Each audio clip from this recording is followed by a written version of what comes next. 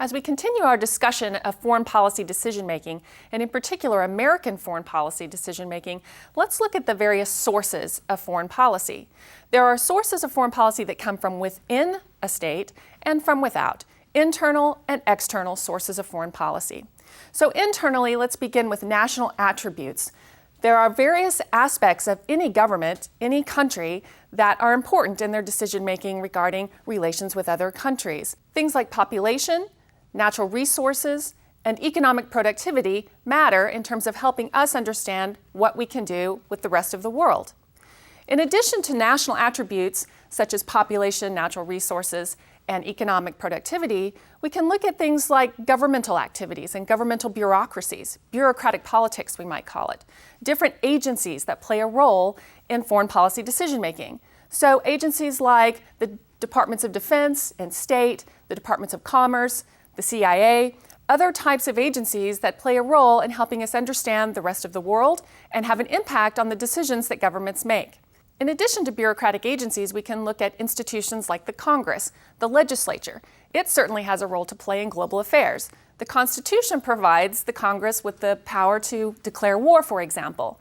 Or the Senate has a right to ratify treaties and confirm members of various bureaucratic agencies. But Congress also has control over the budget and can decide whether to fund certain activities in the international community as well. So in addition to national and governmental attributes, we can look at other sources of foreign policy, societal sources of foreign policy. Let's think about interest groups, for example, those groups within society that have a particular interest in certain activities in the global community. So environmental groups, for example, or ethnic or religious organizations that want to pressure their government to make certain decisions for the global community.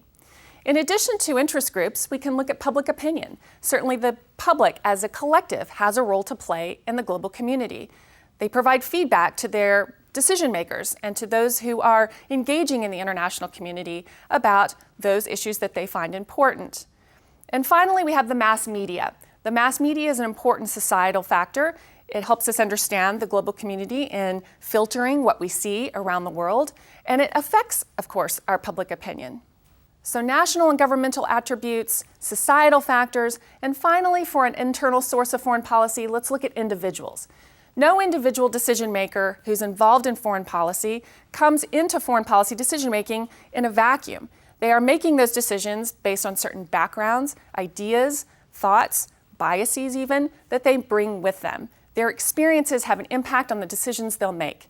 So individual decision makers, those who are our presidents, those who are our secretaries of state, secretaries of defense, for example, they bring with them their own unique experiences, and those things have an impact on the decisions that they make.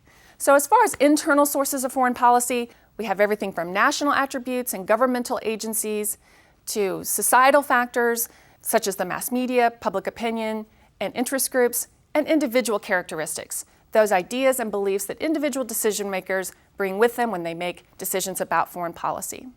There are factors outside your country, outside your government, that also have an impact on the way you interact with the rest of the world. So as far as external sources of foreign policy, we need to look, of course, at the national attributes of other countries, of our counterparts, their power capability, for example, their economic productivity, and how they're capable of interacting with the rest of the community. In addition to looking at the capabilities of other countries, countries do come together as collectives to create international organizations, international laws, international treaties. And those things too have an influence on the foreign policies that we develop. External to the United States, organizations like the United Nations, treaties like the Law of the Sea, those types of activities have an impact on the decisions we make when we interact with the rest of the world. So external sources, the power capabilities of others, the military, economic, and social well-being of others, and then organizations, laws, and treaties outside of the United States government or any government that have an impact on their decision-making. These are the various sources, both internal and external, to any government that ultimately have an impact on the decisions that they make and the way in which they interact with their counterparts in the global community.